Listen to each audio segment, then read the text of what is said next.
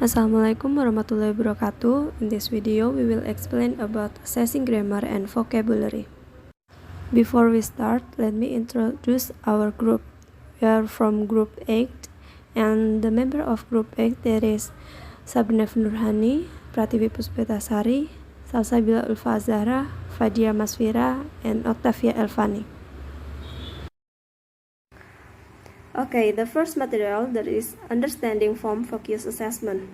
Assessing grammar and vocabulary is more technically known as form focus assessment. One could argue that we have already discussed synthetic and lexical forms in the process of covering the 4 skills. After all, almost all of the micro skills that you have been reading about in the previous 4 chapters are abilities that require a learner to focus on forms. In assessing speaking, for example, you might be interested in a student's production of words, stress patterns, or verb tenses. In our discussion of assessing writing, we called your attention to spelling, grammatical transformations, and vocabulary. The next material that is assessing grammar. In the 4th skill of listening, speaking, reading, and writing, knowledge of grammar is at the center of language use. So it isn't surprising that for many years we believe that knowing a language means knowing the grammatical structures of that language. Although the importance of grammar in language learning hasn't changed, much debate has centered on the place of teaching grammar in the language class. Over the years, the focus on grammar has changed depending on the teaching method. The next material that is part of assessing grammar, that is defining grammatical knowledge. Grammatical competence was defined as knowledge of rules of phonology, lexis, syntax, and semantics, but the model didn't clearly show us how these were associated. And conceptualization of grammatical knowledge consisted of 3 interconnected elements. The first, grammatical forms, or the structures of a language. And the second, the grammatical meanings of those forms. And the last, their pragmatic meaning, or use in a given context. Grammatical knowledge of form, meaning, and use occurs at the sentence level and beyond the sentence, what is commonly called the discourse level. Discourse constraints include rules for cohesion, information management, and interactional knowledge, which identify relationships in language at the discourse level. To assess this grammatical knowledge, we can target one or more of the features of form and meaning. Next is designing assessment test selected response. We will discuss how to define and understand grammar. We can more clearly examine the different types of tests that can be used to measure this knowledge. Multiple choice tests. The advantage of multiple choice assignment is that they are easy to administer and grade. The disadvantage is that they are difficult to make, can encourage guesswork by test takers, and are sometimes viewed as not representing authentic language use. Number 2 is discrimination test. Test discrimination is another type of choice. A response test that asks test takers to A.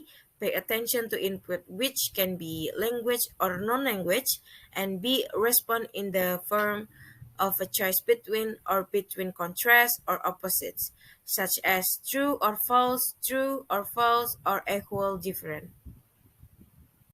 Noticing test or consciousness raising. This test contains various inputs in the form of language or non-language and are considered very helpful for students.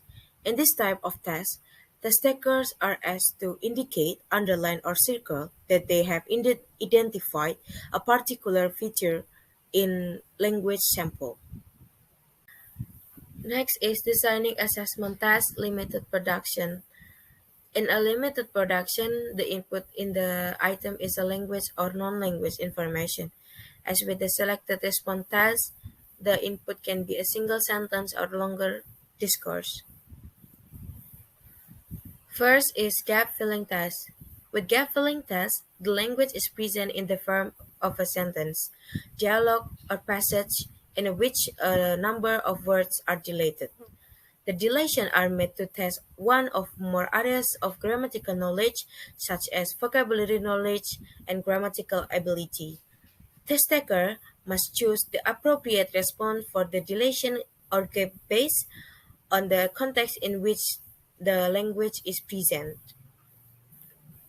Number two, short answer task. In some assessment tests, the input is present in the form of a question or question following a reading passage or oral visual stimulus. The expected test taker response can vary from a single word to a sentence or two. This short answer can be scored right or wrong for a single criterion for correctness or with partial credit for multiple criteria for correctness. Number three is dialogue completion test. Here, the input is present in the form of a short conversation or dialogue in which a part of the exchange or the entire exchange is left blank and the expected response is meant to be grammatical correct. Like the other short answer test, the criterion of correctness can be the verb or form and meaning. Next is the signing assessment task, extended production. The input for extended task is usually present in the form of prompt. The input can vary in length and can be either language or non-language information. The purpose of extended production is obtain larger amount of language from the test takers and to allow for more creative construction. Therefore, these tasks are likely to elicit intents of authentic language use. First is information gap test. Information gap test, more commonly called info gap test, present the input in the term of incomplete information. That is, when one test taker is given half or some of the information and another test taker is given complementary information. Both both test takers then have question each other to get all of their information. Number two is roleplay or simulation test. The input in roleplay test present test taker with a language or non-language prompt that asks them to take on a role or simulate a situation in order to solve a problem, make decision, or some transaction collaboratively. The next is assessing vocabulary. Before we discuss further, I will explain about assessing vocabulary. Vocabulary is the basic of language. Vocabulary is used to make sentences, paragraphs, and text as a whole.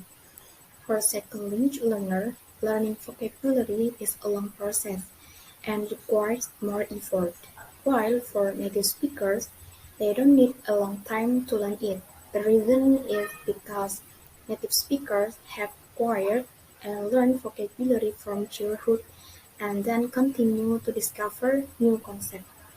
There are some of the effort made by second language learners in learning or expanding their vocabulary. The first, they record and memorize vocabulary lists. The second, use bilingual dictionaries such as English-Indonesian, Indonesian-English dictionaries to address vocabulary or lexical gaps in their knowledge. Last, there are also those whose vocabulary acquisition occurs naturally. Nature of vocabulary. Here are some categories we need to consider about vocabulary. The first Identify vocabulary as tokens and types. Tokens are all the words in the paragraph. And then type doesn't count repeated words, only counts words with different shapes. Look at the example paragraph in the PowerPoint. Based on the paragraph above, the token is 45 words. And then for the type, the word used in the paragraph appears 5 times, then it is enough to count 1.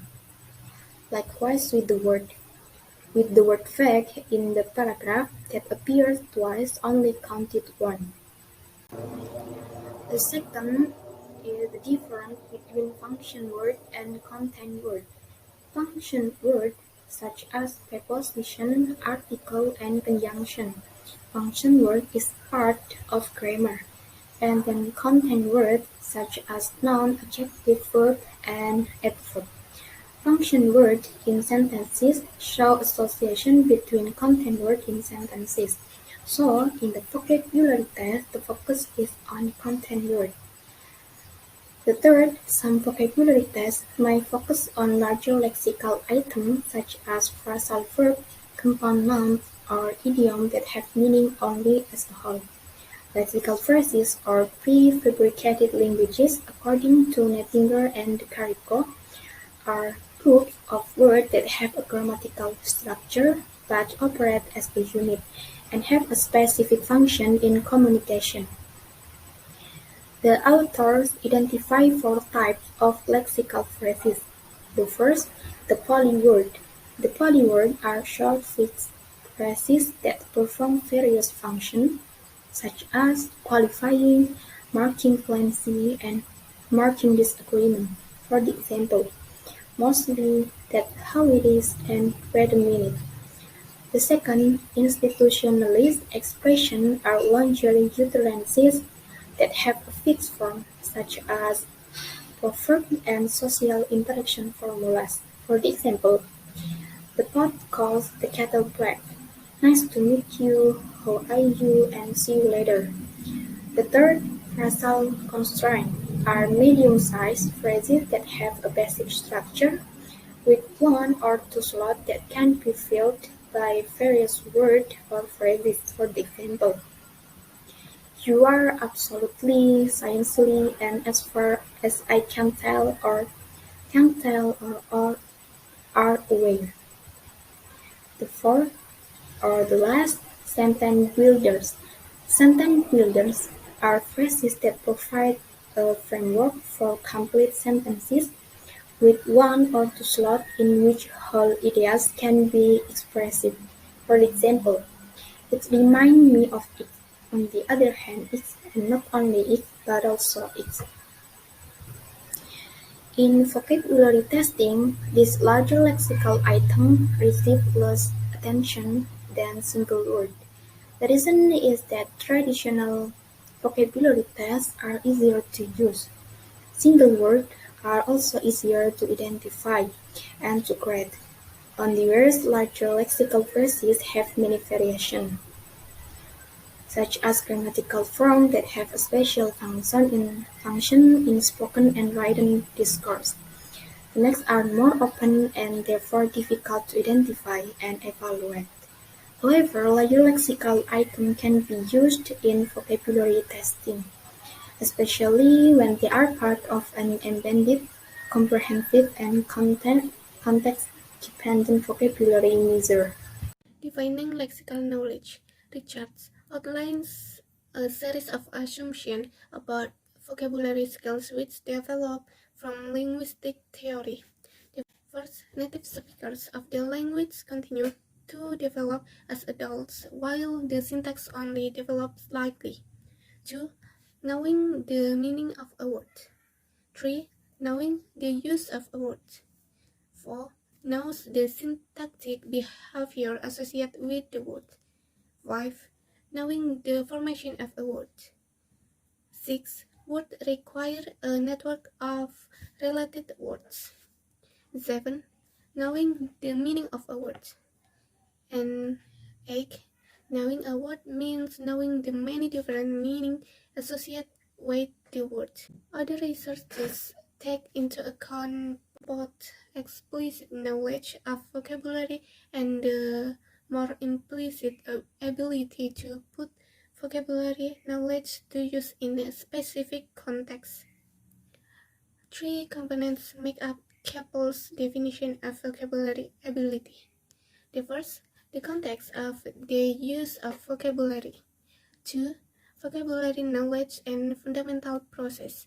And three, metacognitive strategies for vocabulary use. Vocabulary and context traditionally in testing. Context is the sentence or environment in which the target word appears. From the position of using communicative language, however, context is more than just the linguistic environment in which a word appears. It also includes different types of pragmatic knowledge. That is, the meaning of the target words must be seen in the social and cultural environment as well. The fundamental process of vocabulary acquisition. Another feature of vocabulary skills is the learner's knowledge of the characteristics of words, understanding different forms of words, recognizing linguistic roots to decipher meaning, using context to guide meaning, and even knowing only the parts of the words they have. Metacognitive strategy. The third component of Capel's definition of vocabulary skills is the metacognitive strategies that all language users use to manage communication. Second language learners often use metacognitive strategies to overcome their lack of vocabulary knowledge when they communicate. Most often they practice avoidance, such as using alternative lexical items because they are unsure of the right word to use, the correct pronunciation, or the appropriate grammatical form. Some consideration in designing assessment tasks. 1. Clarify your purpose. You already know that the first step in designing a test is to clarify the purpose of the test so that we can evaluate the result in terms of the intended use of the test. For example, test vocabulary can be used to assess how many high-frequency words a student already knows before he starts the lesson. Second, define your construct after we have clarified the purpose of the test. We must define the construct or ability that we will measure. The definition of vocabulary knowledge construct can be based on a syllabus or theory. 3. Choose your next target word. When designing a vocabulary test, it's important to consider target word selection, such that teaching and vocabulary testing should be based on high-frequency words or more common, and low-frequency words or less common, and specialist vocabulary, for example, membranes, molecules, cytoplasma of biology, which are more prominent in content area instruction. The final category is subtechnical words. For example, cell energy structure, which appear talk, hot, register, or subject areas and can be used to assess different meaning and definition. And 4. Determining the performance mode in designing the vocabulary test.